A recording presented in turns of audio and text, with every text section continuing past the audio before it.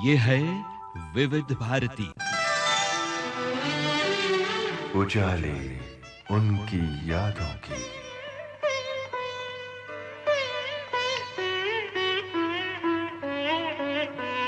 उजाले उनकी यादों की।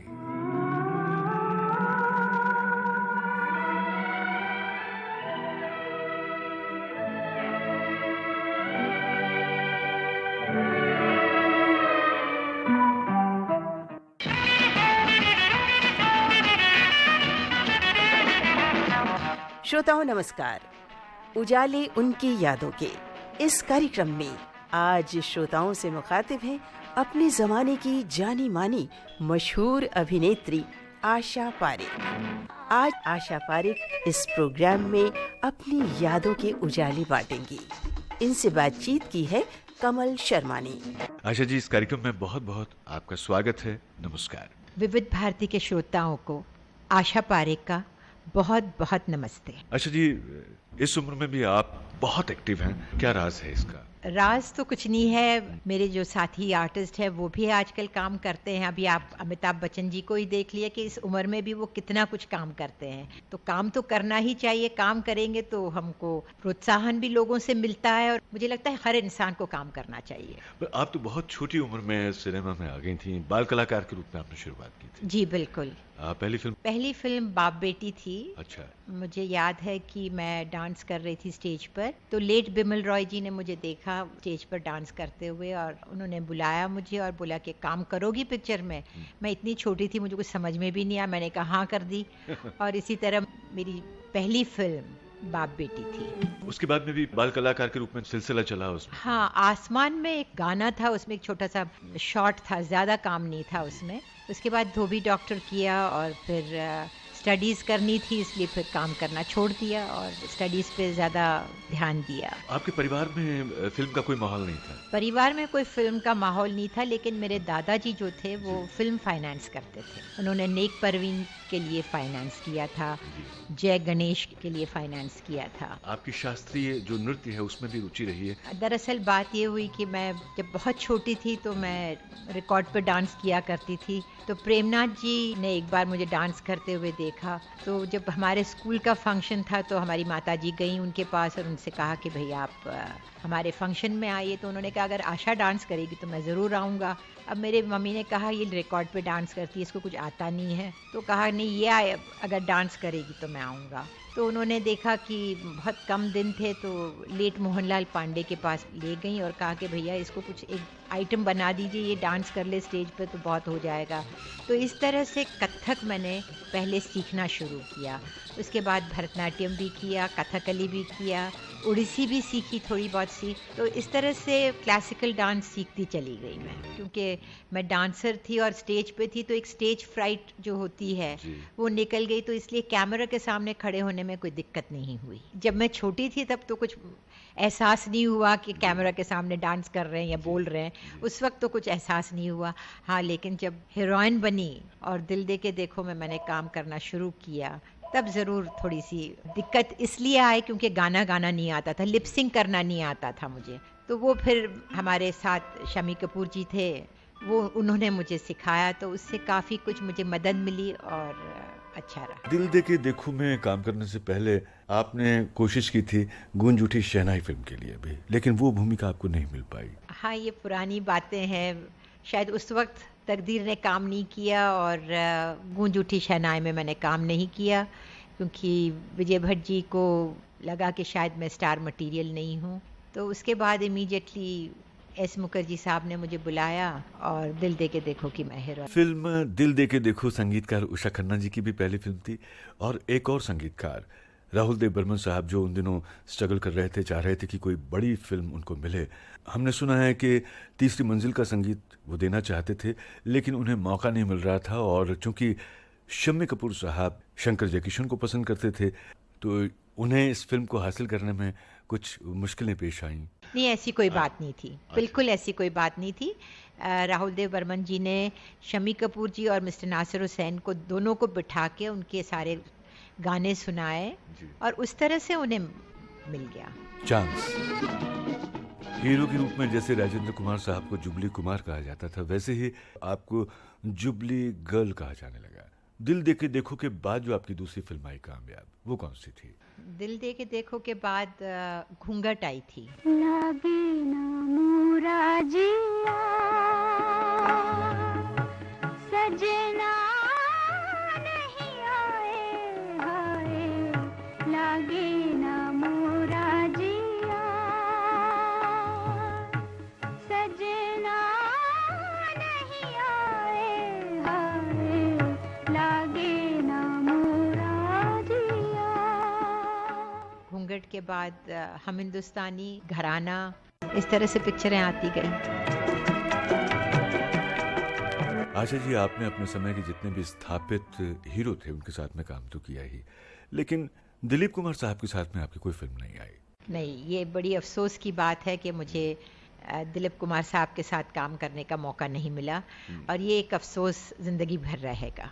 आशा जी, हिंदी के अलावा आपने दूसरी भाषाओं की भी फिल्में की हैं? मैंने गुजराती की 3 फिल्में की, एक कन्नड़ फिल्म की और 2 पंजाबी फिल्में की। गुजराती, कन्नड़, पंजाबी और हिंदी, सारे छोर अलग अलग हैं। बिल्कुल अलग है। वह ये था कि धर्मेंद्र जी एक बार कहने लगे कि एक छोटा सा सीन है, आप कर लेंगे?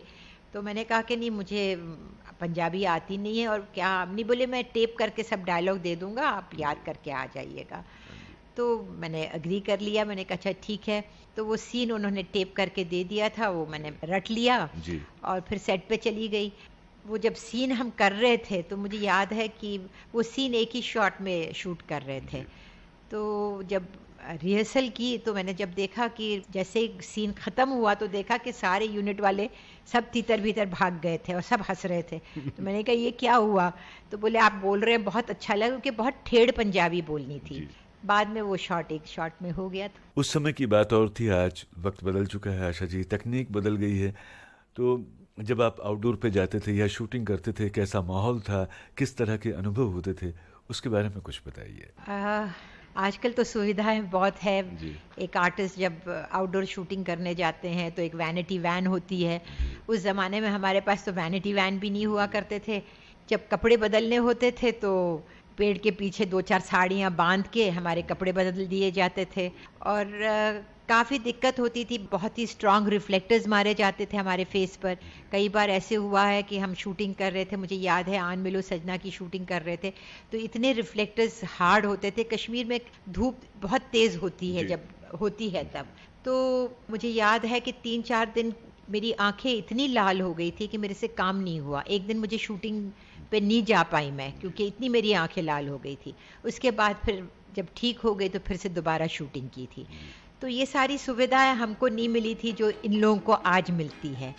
तो ये सब चीज़ें, दिक्कतें तो बहुत थी हम लोगों के वक्त। लेकिन आपको क्या लगता है कि आपके ज़माने की सबसे बेहतरीन चीज़ क्या थी आज के मुकाबले? आपने जो कुछ मिला आपको? बेहतरीन चीज़ ये थी कि गाने बहुत अच्छे होते थे, लिरिक्स बहुत अच्छी होती थी, और कहानियाँ अच्छी होती थी। आपके ज़माने में प्रिंट मीडिया बहुत एक्टिव था, फिल्मों की बातें प्रिंट मीडिया से ही पता चलती थी। आज टेलीविज़न बहुत एक्टिव है, फिल्म बेस्ड प्रोग्राम तो होते ही हैं, इसके अलावा सीरियल्स के ज़रिए बहुत सारे नए नए कलाकारों को भी काम मिला है, और एक तरह का ओवर एक्सपोजर भी है। तो इसका स्ट्रेस भी पड़ता होगा आर्टिस्ट पर?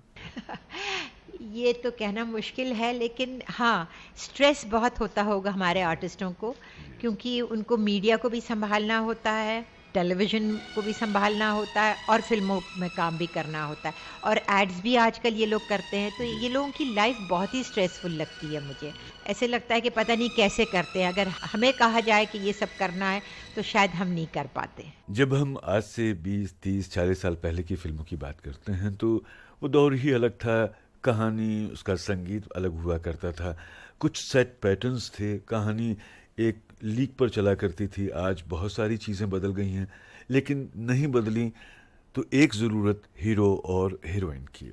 हीरो ओरिएंटेड फिल्में तो हम बहुत सारी देखते हैं, लेकिन हीरोइन ओरिएंटेड फिल्में बहुत कम हैं। हीरोइन ओरिएंटेड सब्जेक्ट्स जब होती हैं जी, तो डेफिनेटली हीरोइंस को बहुत कुछ करने का मौका मिलता है, और आजकल ऐसे सब्जेक्ट्स बनते हैं।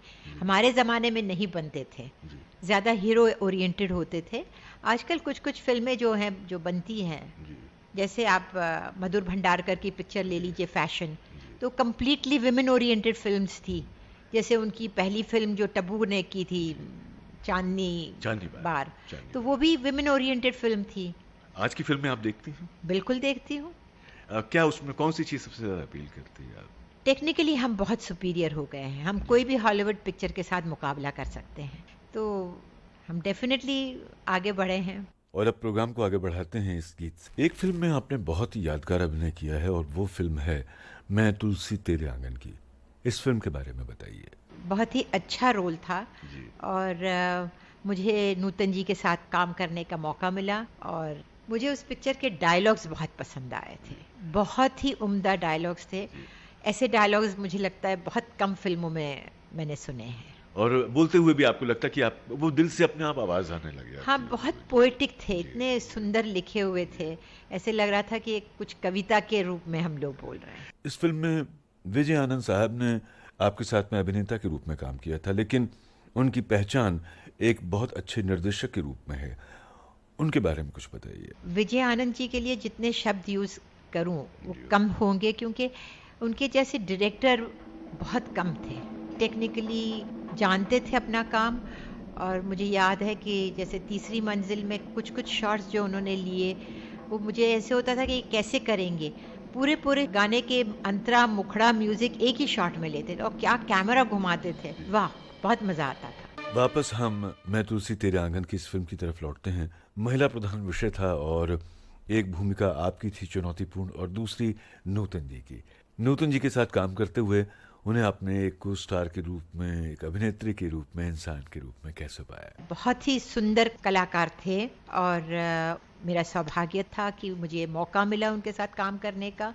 और नूतन जी के साथ सेट पे तो काम करते थे। मुझे याद है हम डबिंग कर रहे थे और मैंने कहीं थोड़ी सी गलती की तो उन्होंने पीछे से कहा कि आशा ऐसे नहीं, तुम ऐसे बोलोगी तो अच्छा रहेगा। तो काफी मतलब हेल्प करती थी वो। आपको कोई ईगो प्रॉब्लम नहीं हुआ कभी? नहीं, बिल्कुल नहीं, बिल्कुल नहीं। और ऐसे किन किन कलाकारों से आपको मतलब सीखने का मौका मिला, इंस्पिरेशन मिला, जिनके जैसे मैंने कहा कि शम्मी कपूर जी से काफी कुछ सीखने मिला मुझे, क्योंकि वो मेरी पहली पिक्चर थी। जैसे सुलोचना बाई थी, उनके साथ काफ़ी पिक्चरें मैंने की, उनसे भी काफ़ी कुछ सीखा।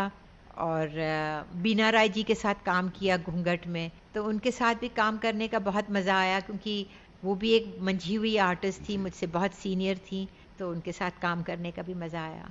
आपको अपने जीवन में बेहतरीन फिल्म वालों की तरफ से, दर्शकों की तरफ से बेस्ट कॉम्प्लीमेंट क्या मिला है आपके लिए? यही कि काम मिलता रहा और लोगों ने मुझे सराहाया और मुझे पसंद किया। उजाले उनकी यादों के।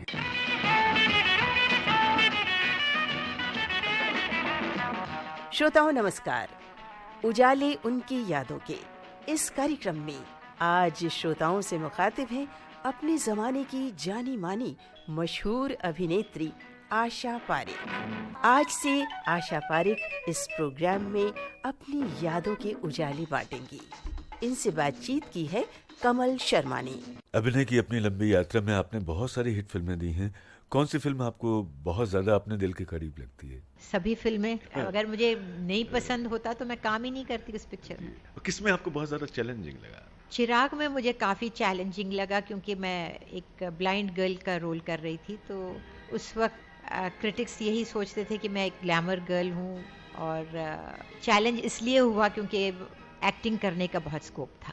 गाने, नृत्य आज भी हमारी फिल्मों में होते हैं। आपके जमाने में नृत्यों के दृश्य फिल्माने से पहले रिहर्सल करनी पड़ती थी? हाँ, रिहर्सल करना बहुत ज़रूरी होता था, क्योंकि डांसेस बहुत डिफ़िकल्ट होते थे कई। आप अपनी कल्पना को उस नृत्य में उतारती थी, उसमें कुछ अपनी तरफ से जोड़ती थी? नहीं, अब जैसे गोपी कृष्ण जी करते थे, हमको सिखाते थे, उस हिसाब से करते थे। जैसे फिर वही दिल्लाओं का जो गाना है, देखो बिजली डोल, तो उसके लिए बहुत मेहनत करनी पड़ी थी, क्योंकि वो लक्ष्मी ताल में पूरा डांस था उसका, जो बिगिनिंग पोर्शन था उसका। उस दौर में जब आप बहुत ज़्यादा पॉपुलर थी, तो अपनी फिल्में कैसे देखती थी? क्योंकि कुछ लोग थे जिनके पास में घर में प्रोजेक्टर की सुविधा थी, लेकिन आज की तरह ना तो सीडी प्लेयर थे, ना वीसीआर थे, और टेलीविज़न का भी वैसा जोर नहीं था कि उस तरह से रेगुलर आप फिल्में देख सकें।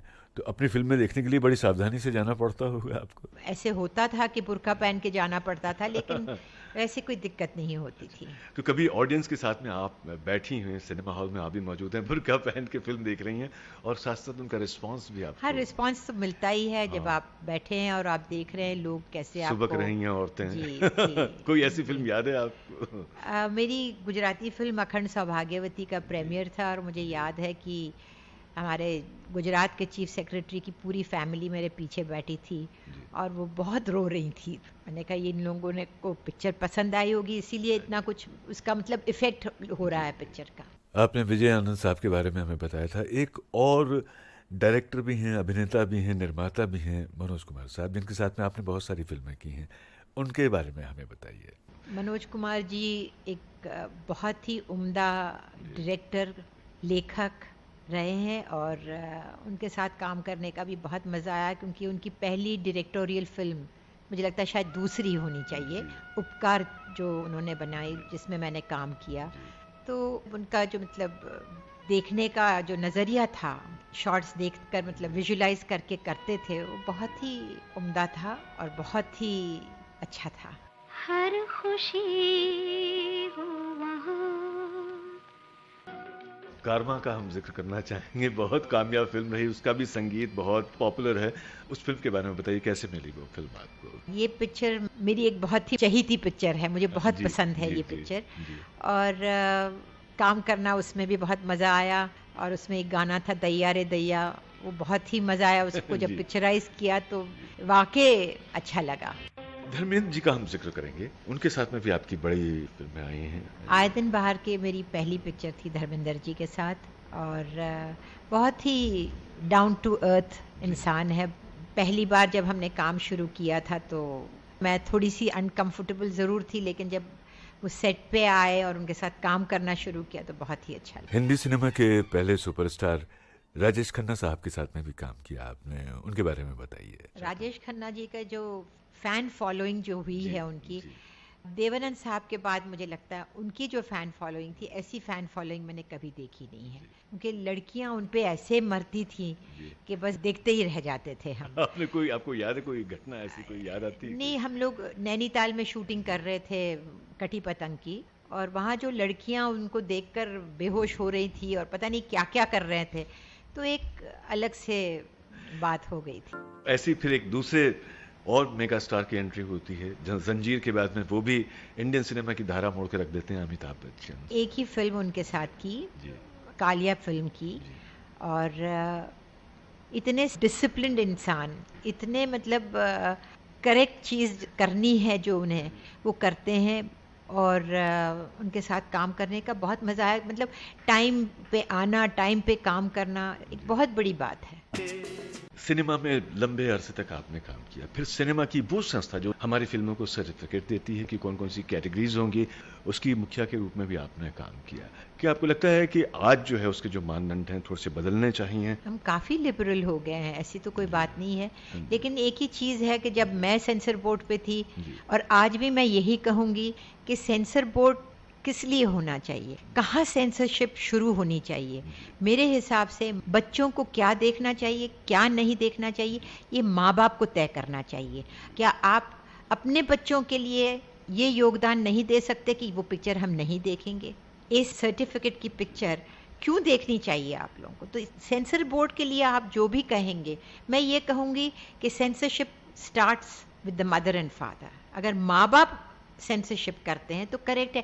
आज इंटरनेट पे क्या कुछ नहीं आता, सब कुछ देखने मिलता है, तो सेंसरशिप तो काफ़ी लिबरेट हो गई है और शर्मिला जी बहुत अच्छा काम कर रही हैं। मतलब आपका कहना है कि हम खुद सबसे पहले तो अपने अंदर अपने आप को एक जज बनाएं और अपने से शुरुआत करें कि हमें क्या देखना है क्या नहीं। हम खुद डिसिप्लिन होंगे तो हमें फिर इस तरह की चीज़ों की चिंता ही नहीं। हाँ, फिर सेंसर बोर्ड का काम आसान हो जाता है ना। और एक चीज़ और है कि हमें अपशब्द क्यों दिखाने चाहिए स्क्रीन पे। एक मुझे अपशब्द पे ये है कि नहीं होना चाहिए। आपने फिल्म इंडस्ट्री के जो कलाकार हैं उनके वेलफेयर से जुड़ी जो संस्थाएं, उनमें भी आप एक्टिव रही हैं। सिने आर्टिस्ट एसोसिएशन की मैं प्रेसिडेंट रही 6 साल। हमारा दफ्तर फेमस में हुआ करता था, तो फिर वहाँ से हमने शिफ्ट किया। हमने एक नया बड़ा सा दफ्तर ख़रीदा। लेट अमजद भाई प्रेसिडेंट जब बने तो उन्होंने कहा कि आशा तुम कोऑप्ट हो जाओ। मुझे बहुत इंटरेस्ट था नहीं उस वक्त, लेकिन उन्होंने कहा नहीं, हमें चाहिए कि आप हमारे साथ रहें। उसके बाद जब अमजद भाई प्रेसिडेंट थे, उन्होंने सिने आर्टिस्ट वेलफेयर ट्रस्ट करके उन्होंने एक ट्रस्ट बनाया जिसमें दिलीप कुमार साहब, सुनील दत्त साहब, अमरीश पुरी जी, मैं, चंद्रशेखर जी, दारा सिंह जी, हम लोग सब ने मिलकर ये ट्रस्ट बनाया। अफसोस की बात है कि अमजद भाई का देहांत हो गया और उसके बाद दत्त साहब प्रेसिडेंट थे, और हम चाहते थे कि हमारी एक बिल्डिंग बने जिसको हम एक्टर्स बिल्डिंग कहें। तो उसके लिए काफ़ी अमरीश पुरी जी ने मेहनत की और हम लोगों ने गवर्नमेंट से कोई ज़मीन भी ली हुई है, और अब जो प्रेसिडेंट बने हैं अपने जॉनी लीवर साहब, उम्मीद है कि वो जल्दी से ये बिल्डिंग बनाए और ये एक्टर्स की बिल्डिंग बने। सिनेमा के जरिए, अपनी जो फिल्मों के जरिए बाहर जाने का आपको कभी मौका मिला है? कभी हाँ, बाहर? फॉरेन तो काफ़ी गए। मैं अपना डांस ट्रूप लेके बहुत सारी दुनिया घूम के आए हैं। अच्छा, कैसा बहुत ही अच्छा रहा। हम लोगों ने इमेज ऑफ इंडिया जो है वो लेकर हम कल्याण आश्रम ट्रस्ट के लिए जी, 21 शोज़ इंग्लैंड में किए, 9 शोज़ कॉन्टिनेंट पे किए, और वहाँ से हम 4 एम्बुलेंसेस भी ले आए जो आदिवासियों के लिए थे।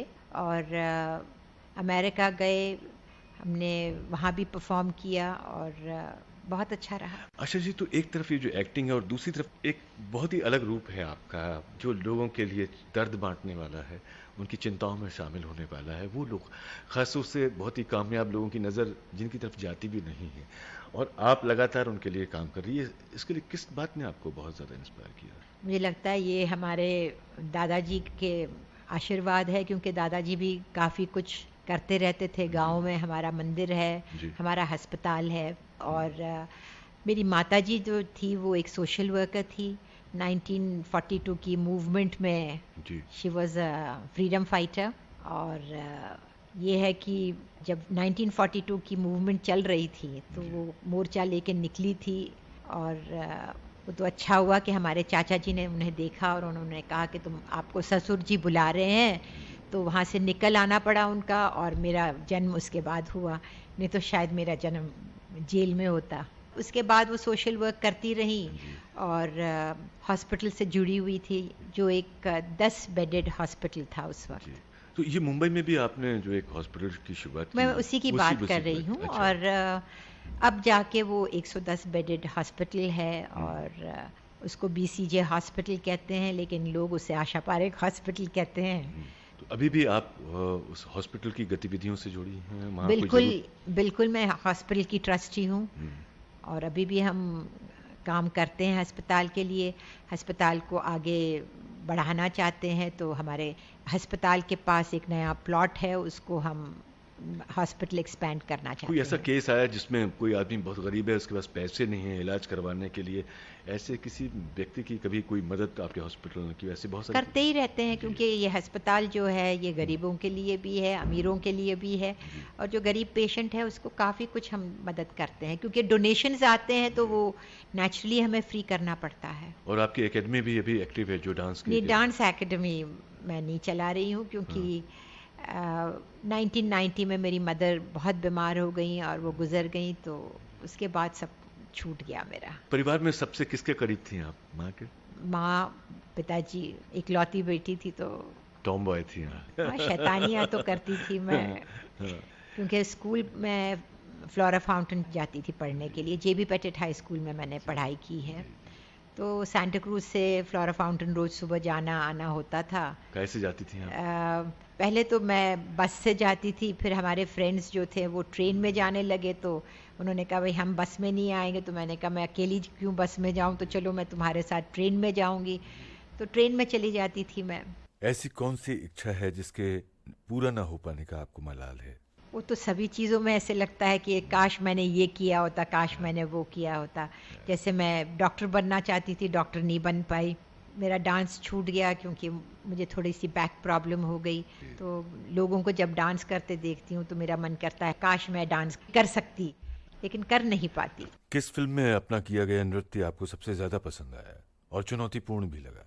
जैसे मैंने आपको बताया कि देखो बिजली डोल जो गाना था, बहुत ही उम्दा गाना था, और उसे परफॉर्म करने में भी बहुत तकलीफ हुई थी, क्योंकि वो 2 मंजीरे थे, उस पे से एक मंजीरे से दूसरे मंजीरे पर कूद कर जाना, वापस आना, डांस करना। तो वो एक तो गाना भी बहुत सुंदर था, और वो लक्ष्मी ताल में बिगिन होता है, शुरू होता है, तो बहुत अच्छा लगा। आज से कई दशक पहले इस तरह की फिल्में बहुत आती थीं जो नृत्य प्रधान हुआ करती थी, या जिनमें नृत्यों को प्राथमिकता दी जाती थी, खासतौर से शास्त्रीय नृत्यों की अगर हम बात करें। लेकिन आजकल तो उस तरह की फिल्में हमें बहुत कम देखने को मिलती हैं। एक तरह से वो बहुत ही रेयर हो गई हैं। ग्लोबलाइजेशन की वजह से हाँ जी।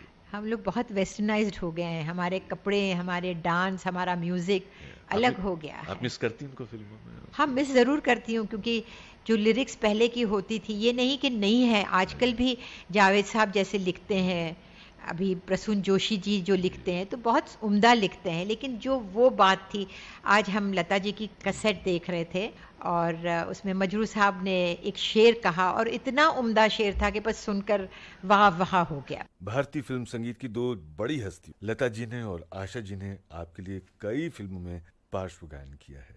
कैसा लगता है, क्या कहेंगी उनके बारे में? बहुत अच्छा लगता है, ऐसे लगता है कि बस वो एक गोल्डन एरा था, और लता जी के लिए या आशा जी के लिए मैं क्या बोलूं, मेरे पास तो शब्द ही नहीं है उनके लिए बोलने के लिए। लेकिन ये ज़रूर कहूँगी कि उस ज़माने में रिकॉर्डिंग जब होती थी तो गाना एक ही टेक में होता था, म्यूजिशियंस के साथ होता था, तो ये बहुत कठिन चीज़ थी, आसान नहीं था, क्योंकि अगर म्यूज़िक कोई भी इंस्ट्रूमेंट अगर किसी ने गलत बजाया तो उनको रीटेक करना पड़ता था। तो ये आशा जी या लता जी एक ही टेक में विथ म्यूजिशियंस गाती थी, ये तो मतलब कमाल की चीज़ है। ये तो हमने आज तक अब तो देखा ही नहीं है क्योंकि एक म्यूजिशियन आता है, वो बजाता है चला जाता है, दूसरा आता है अब बजाता है चला जाता है, और फिर आर्टिस्ट आके गा के चला जाता है। तो पता नहीं, मुझे ऐसे लगता है उसमें रूह नहीं है, इनके गानों में जो रूह है वो नहीं है। तो आपको परफॉर्म करते भी बड़ा अच्छा लगता होगा ना, एकदम डूब जाते होंगे आप लोग? बहुत ही मुझे लगता है वो जो एक गाना था लता जी का, सुनो सजना आए दिन बहार के का, वो गाते हुए दम वो निकल जाता था मेरा, कि सांस टूट जाती थी, इतना बढ़िया गाया है लता जी ने कि उनकी मतलब जैसे मैंने कहा मेरे पास कोई शब्द ही नहीं है। लता जी की छोटी बहन आशा जी ने भी, वर्सेटाइल आशा जी ने आपके लिए बहुत सारे एक से बढ़कर एक खूबसूरत हिट गाने गाए हैं। उनका कौन सा गाना आपको बहुत ज़्यादा पसंद है? मेरे सनम का गाना, जाइए आप कहाँ जाएंगे, वो गाना जो आशा जी ने गाया है, वाह बहुत ही अच्छा। आशा जी, शुरुआत बिमलदा, मतलब ये कहने की एक संयोग ऐसा था कि बिमलदा जैसे एक महान लेजेंड, जो बहुत महान फिल्मकार, जिन्होंने हिंदी सिनेमा को बहुत सारी फिल्में दी, एक से बढ़कर एक फिल्में दी, संयोग है कि वो उनकी वजह से आप आई क्या सिनेमा में, ये मान? हाँ, शायद वो निमित्त बने हो। निमित्त बने हैं। उनसे फिर बाद में कभी मुलाकात हुई लंबी, उसके बाद में? हाँ, मुलाकातें तो सबसे होती रहती है, कहीं ना कहीं हो ही जाती है मुलाकात, लेकिन बिमलदा के साथ फिर काम नहीं किया मैंने। कभी इसका मलाल रहा आपको?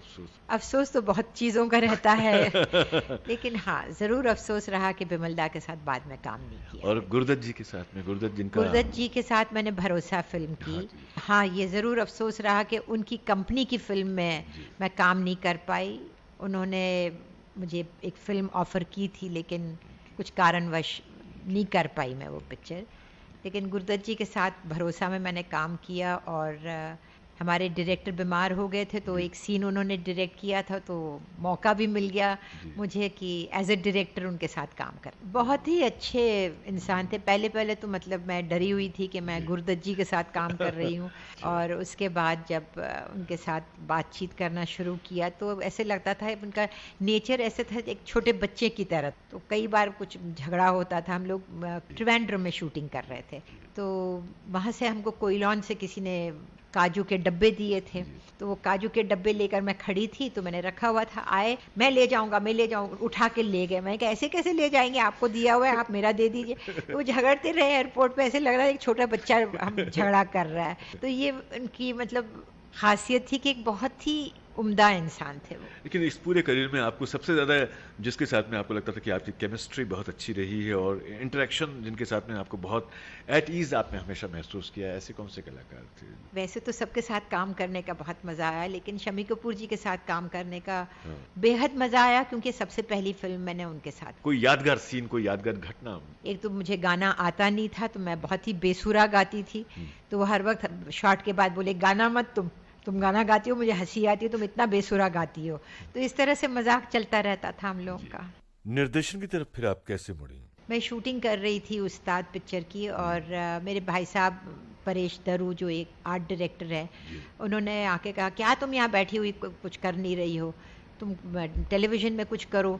डायरेक्शन करने का शौक़ बहुत था, तो मैंने कहा अच्छा चलिए गुजराती सीरियल बनाते हैं, अगर मुझे ठीक लगा तो हम आगे बढ़ेंगे। तो गुजराती सीरियल ज्योति बनाई, 13 एपिसोड थे उसके, और वो बहुत बहुत बड़ी हिट हुई गुजरात में। उसके बाद हमें दूरदर्शन ने एक्सटेंशन दिया दूसरे 13 एपिसोड के लिए। इस तरह से मेरा टेलीविज़न का सफ़र शुरू हो गया। उसके बाद जो है शमी जी आई, कहने लगी कि चलो हम एक सीरियल बनाते हैं बाजे पायल, जो डांस पे बेस्ड हो। तो फिर उनके साथ हम लग गए और हमने बाजे पायल सीरियल बनाया दूरदर्शन के लिए। 59 एपिसोड्स बनाए थे उसके, और इंडस्ट्री के सारे जितने जाने माने कलाकार हैं उनका योगदान था। और हमने डांस डायरेक्टर्स, म्यूज़िक डायरेक्टर्स सबके इंटरव्यूज़ लेकर वो प्रोग्राम बनाया था, और बहुत ही चला वो प्रोग्राम। मुझे लगता है 6 साल चला वो प्रोग्राम। उसके बाद जो है हमने सोचा कि चलिए कॉमेडी बनाते हैं, तो हमने दाल में काला सीरियल बनाई, जो ज्ञान सहाय जी ने डायरेक्ट की थी। मैंने उसको डायरेक्ट नहीं किया था। उसके बाद मेरे हाथ में कोरा कागज़ की स्क्रिप्ट आई, और मैंने कहा कि ये मैं डायरेक्ट करूँगी, और कोरा कागज़ मैंने डायरेक्ट की, प्रोड्यूस भी की, और वो बहुत बड़ी हिट हुई। तो एक जब इतनी अपनी लंबी यात्रा का निचोड़ आपने, जाहिर है कि उस डायरेक्शन में भी आपने उसको इस्तेमाल किया और बहुत ही कलात्मक ढंग से उसको पेश भी किया। आपकी फिल्में देख करके बहुत सारे लोगों के जीवन की दिशा और दशा बदल गई। आपके टेलीविज़न सीरियल देख करके बहुत सारे लोग इंस्पायर हुए। लेकिन जब हम आज का टेलीविज़न देखते हैं, तो एक अजीब सी भद्दी सी होड़ ऐसा लगता है कि मची हुई है, और जो खास तौर से जिस स्त्री की हम बात करते हैं, क्योंकि हमारे यहाँ स्त्री को एक बहुत बड़ी शक्ति माना जाता है, परिवार की धुरी होती है। लेकिन एक तरफ स्त्रियां भी कहती हैं कि साहब ये क्या हो रहा है, और वो सीरियल में काम भी करती हैं उस तरह के सीरियल में, और ख़ास तौर से वो सीरियल्स जो उसकी इमेज को तार तार करने पर तुले हुए हैं। हमारे ख़ास तौर से बहन की और या माँ की या भाभी की जो एक इस तरह की जो इमेज है, टेलीविज़न देखने के बाद में हमें लगता है कहीं से भी उससे मेल नहीं खाती। और माफ़ कीजिए, किसी पत्रकार ने बहुत कहा था कि हिंदुस्तानी सीरियल देखने के बाद में ऐसा लगता है कि यहाँ की औरतें सिर्फ और सिर्फ वैम्प हैं, वो घर तोड़ने का ही काम करती हैं। लेकिन देखती सब औरतें हैं। टीआरपीज होंगी जी। वैसी सीरियल की तो वो चलेंगी। तो टीआरपी में आप भी बिलीव करती हैं? टीआरपीज है, अब क्या करेंगे हम, बिलीव करें ना करें, शायद फेक हो नहीं फेक हो, लेकिन टीआरपी पे ही तो सब कुछ चलता है। लेकिन इस तरह के जो सीरियल हैं, इसका समर्थन करेंगे आप? जो इस तरह समर्थन का सवाल नहीं है, मैं देखूं नहीं, लेकिन बाकी औरतें तो देख ही रही है ना। आपको अभी हाल में आपने हॉलीवुड की कौन सी फिल्म जो आपको बहुत ज़्यादा अपील की देखी? हार्ड रॉक बहुत अच्छी पिक्चर थी। देखिए, हमारे यहाँ ना पिछले दिनों कुछ समय में ऑस्कर को लेकर के एक ज़बरदस्त होड़ सी मची है। क्या हमारे लिए ऑस्कर इतना ज़रूरी है कि हम उसके लिए कुछ भी करें, या ऑस्कर या अल्टीमेट है? बिल्कुल नहीं, वहाँ भी बहुत कुछ गोलमाल होता है।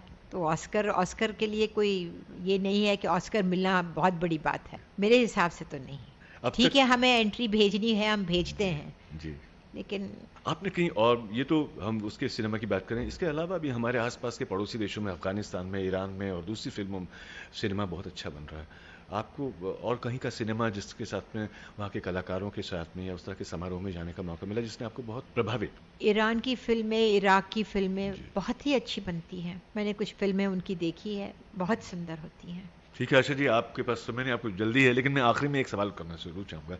रीमिक्स, क्योंकि अगर हम विविध भारती की बात करते हैं तो हम ये कोशिश करते हैं कि हमारे जो कुछ आपकी फिल्मों का, लता जी ने जो गाया, आशा जी ने, रफ़ी साहब ने, किशोर दा ने, ओरिजिनल होता है। हम उसकी मर्यादा की रक्षा करने की कोशिश करते हैं कि हम अपने श्रोताओं को वो म्यूज़िक दें जो प्योर है, और उसके साथ में जो खिलवाड़ हुआ है हम वैसा म्यूज़िक ना सुनवाएं।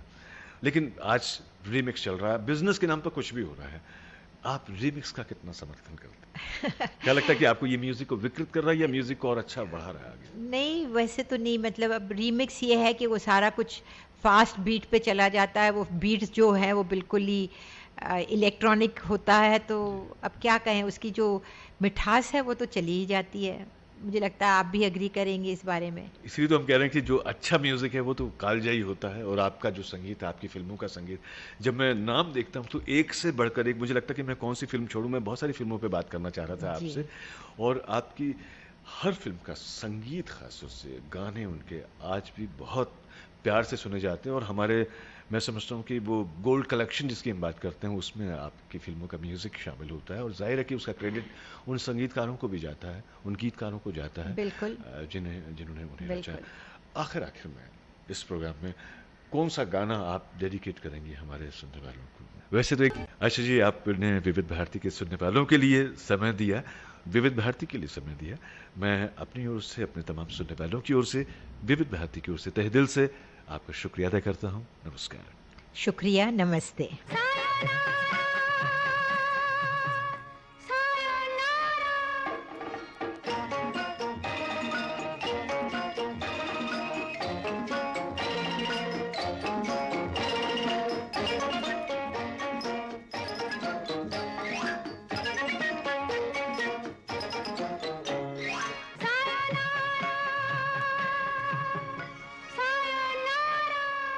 उजाले उनकी यादों के इस कार्यक्रम में अभी आप सुन रहे थे अपने जमाने की मशहूर अभिनेत्री आशा पारेख से कमल शर्मा की बातचीत का ये दूसरा और अंतिम भाग।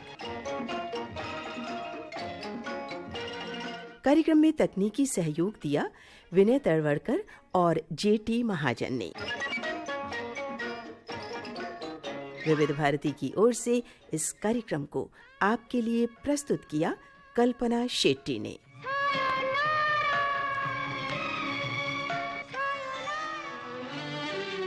उजाले उनकी यादों की।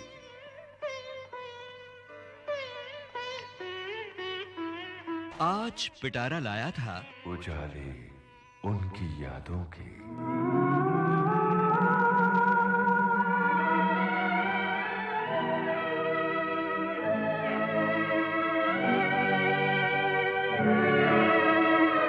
बाकी 6 दिन होते हैं 6 और मजेदार प्रोग्राम, यानी हर दिन सुनते रहिएगा पिटारा।